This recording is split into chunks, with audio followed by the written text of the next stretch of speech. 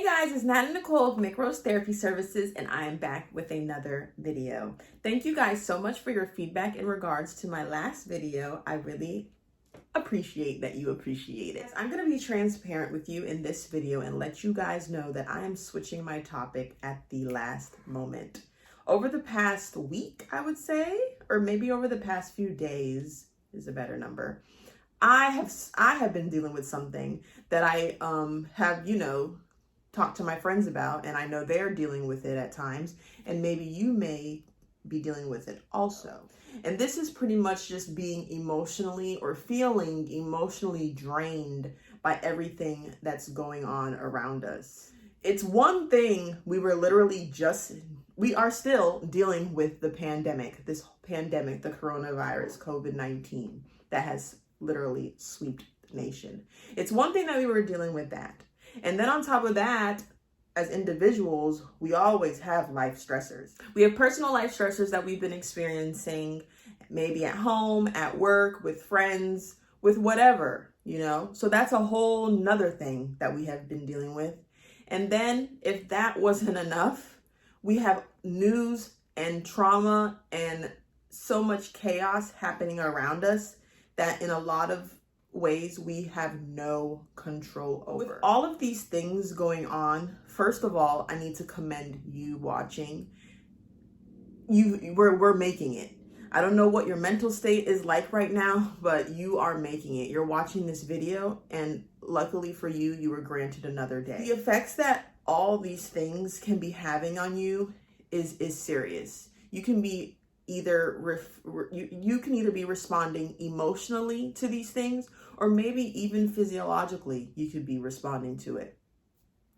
And when I say emotional, you can be hearing things going on around us and it's leaving you feeling sad, it's leaving you feeling upset, it's leaving you with resentments, it's leaving you feeling like a lot of negative emotions. Or you can be feeling physical symptoms, like you may be feeling sick to your stomach, you may be getting headaches, you just may be feeling so overwhelmed. And that's really more so what I have been feeling. I've just been feeling so overwhelmed and so, to a certain extent, emotionally drained.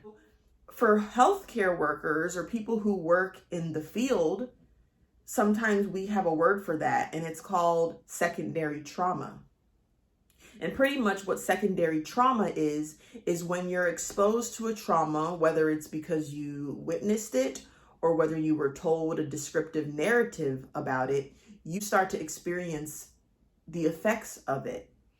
Now, that's more so for the workers that work in the field. If I do research on that word, it's usually always connected to workers or people that work in trauma situations. However, I feel like it's something that maybe a lot of us just in the regular everyday world is experiencing because of the fact that all this traumatic stuff is literally so accessible. It's literally at the tips of our fingertips. We can see very traumatic things. And I know you guys know what I'm talking about. That being said, what I hope to do in this video is pretty much just give you some ways to cope with these things. Obviously, firstly, you're feeling the effects of the things around you, and it's getting to the point where it's interfering with your day. Like, you literally can't even find a moment to smile about something. I'm going to encourage you to seek out a therapist, seek out some help, because you're not alone. Like I just told you, I'm experiencing it. I know some of the ladies that I interact on a regular are experiencing it, and a lot of men that I've had conversations with are experiencing this. So firstly, you are not alone. We are in this together. We are all experiencing all of this together. And what I can do in this video is I can offer you guys some coping skills. So firstly, what is a coping skill? Coping skills is pretty much a way you deal with everything in your life. It's a way that you deal with life happenings. It's the way that you deal with uncomfortable emotions. It's a skill that you use to cope. But firstly, before I even get into it, I need you guys to understand that there is a difference between a healthy coping skill, which I'll introduce you guys to, and then also there are negative coping skills. So some of the positive coping skills that I would like to share with you are things like timeout. Taking a timeout is something that I utilize very often.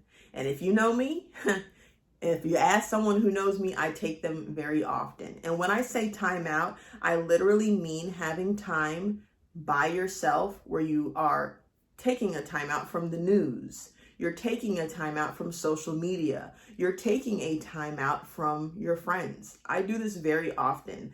If you're a therapist watching me, you know, like for 40 hours plus a week, we are continuously taking on the traumas and the stories of our clients. And although we love to do it, because I know I love to do it, which is why I stay in it, what's very important is taking care of our mental health. And that's same for you, the same for you viewing this video. When you're exposed to all these traumatic things on social media, in the news, even when you walk down the street, when you go into a store, it's very important that you know that when you start getting overwhelmed, that you take time to separate yourself from it. People who understand you will understand that you need that. All it takes is a conversation.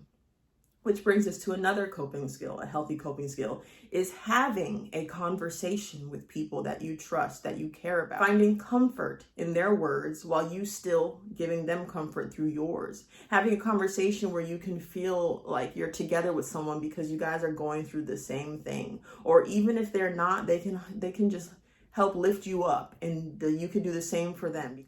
Another healthy thing that you can do is exercising. Exercising is great. Studies show it, and some people enjoy it, and it's proven. Exercise does help mentally and physically. Cooking a nice meal for yourself can be a coping skill that you use. Also, reading a book.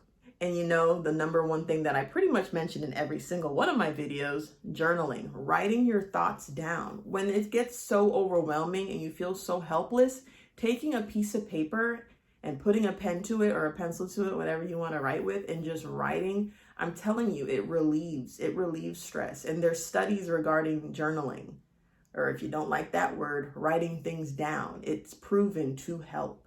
Other things is just doing what you enjoy to do. Drawing, doing artwork is a healthy coping skill, or even taking time to clean. Another healthy coping skill, guys, is feeling your emotions and just letting it out. It's okay to cry. I don't know about you guys, but with all of this crazy stuff, I definitely have found times where I was crying. And it's okay. It's okay. And all crying does for me, and what I hope it does for you, is remind you that you definitely are still human. You definitely have a heart, and you definitely have feelings. Coping skills is just taking time to do something that can help soothe you. But like I said, although there are a lot of healthy coping skills, there are also unhealthy coping skills. And one of them is actually something that I know that I've done, and I'm sure like you guys will be like, oh yeah, I've done that too, which is venting. There's actually been studies shown that venting is not very productive. Actually, it's counterproductive and also can make you stay in a negative space. So instead of venting, what we should be doing is just having healthy conversations with people. Another unhealthy coping skill that's very common is overeating. I know sometimes we want to treat ourselves. I know for me, I love to treat myself. I love cookies. I love cake. But what's important is making sure you're still being mindful of how much you're putting into your body, because overeating is not healthy. Another thing that is an unhealthy coping skill is avoidance. I don't know who needs to hear this, but problems follow you. So you can run to a different job, you can run to a different house, you can run to a different person, but if you don't resolve the problem or find ways to deal with the problem in a healthy way, avoidance will never help you. So now it's our time in our video where we turn to our journal or the comments below. What are some of your coping skills that you use when you feel extremely emotional in regards to maybe experiencing something sad or something that makes you angry or something that maybe someone has told you? How do you deal with it? How do you decompress in those times? Let me know in the comments below or in your journal. Something that I want to reiterate is that you are not alone. This is a crazy time in life, and it looks like there's no avoiding it. But what is important is that you educate yourself and you stay true to yourself through it all. Don't put yourself in situations where you act out of character, although I know a lot of us want to and a lot of us are pushed to. But always make sure that you stay educated, stay teachable, be willing to teach, and stay safe. Thank you guys so much for watching this video, and I hope to see you in my next one. Bye-bye. Hey guys, it's Nana Nicole of Nick Rose Therapy Services, and I just realized that my air turned on, so hold on. I can't win. I can't. I swear, if you guys can hear what just turned on in my background, I'm gonna be so annoyed. This crazy stuff that is okay.